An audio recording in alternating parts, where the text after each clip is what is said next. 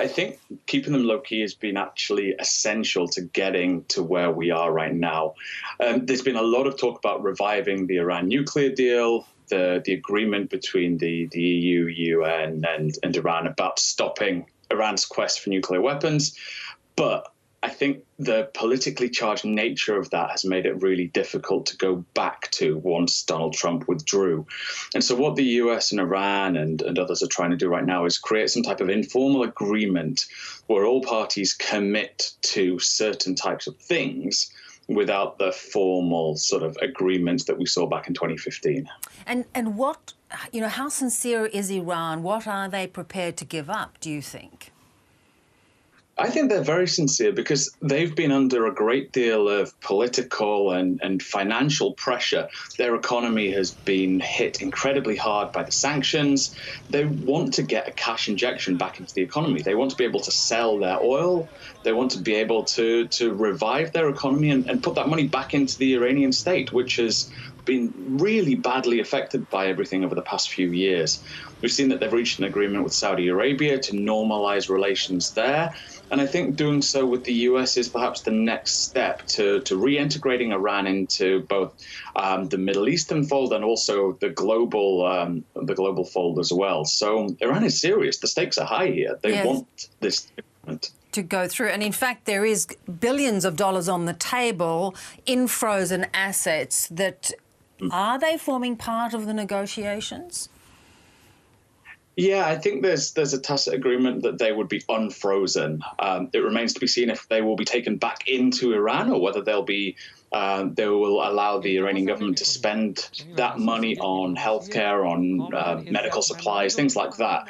And either option is pretty positive for Iran. They need that injection of capital, either directly or indirectly through the purchase of those types of resources. So, I mean, the stakes are really high here, but the opportunities for such an agreement, I think, are really, really strong, really beneficial. Yeah, which is very encouraging. At the same time, though, there has been very harsh suppression domestically in Iran. You've seen Iran support Russia in its war against Ukraine. Does that complicate it, or are they keeping those as separate issues?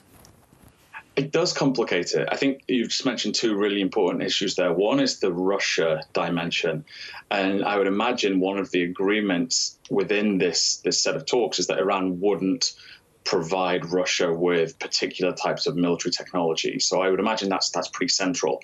But then with regard to the oppression, we've seen over the past year, and in fact even longer, we've seen that the government in Tehran has taken an incredibly hard line on any form of dissent.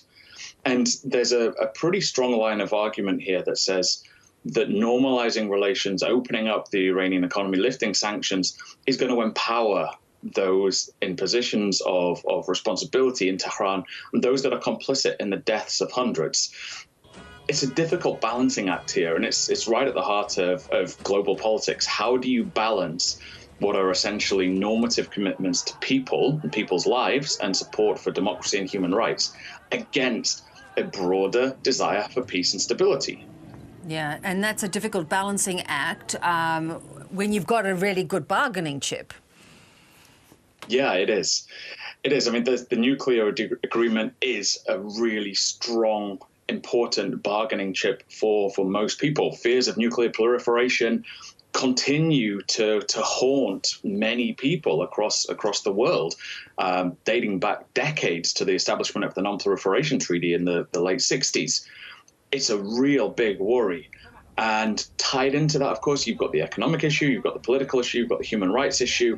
And navigating all of that creates this really complex, really sensitive political landscape. And that goes back to the first point that you were making about this all playing out within the shadows, if you will. Because if this was going to play out in the open, you would have lobby groups, you would have opposition groups, you would have hardliners on all sides trying to put pressure on the Biden administration, on the Raisi administration, not to do things or to do other things. So this is why this type of diplomacy has to take place at the margins, in the shadows. Simon, also what seems to be part of the negotiation is the US's attempts to get the release of multiple Americans who've been detained there politically, one must point out.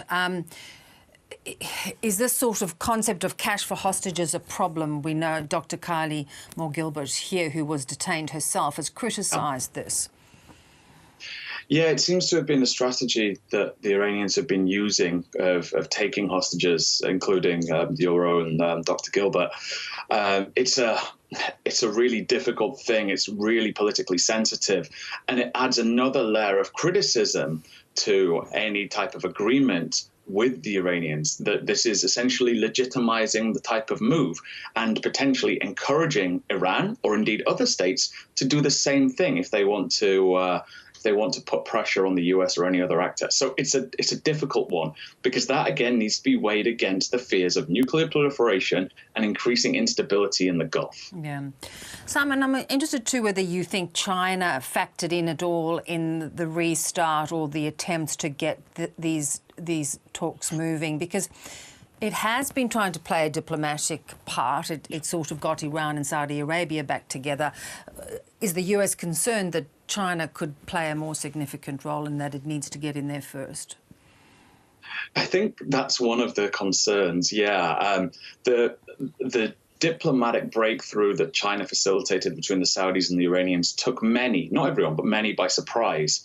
The fact that it was China that eventually got the deal over the line gave them a lot of diplomatic capital, a lot of influence on global politics.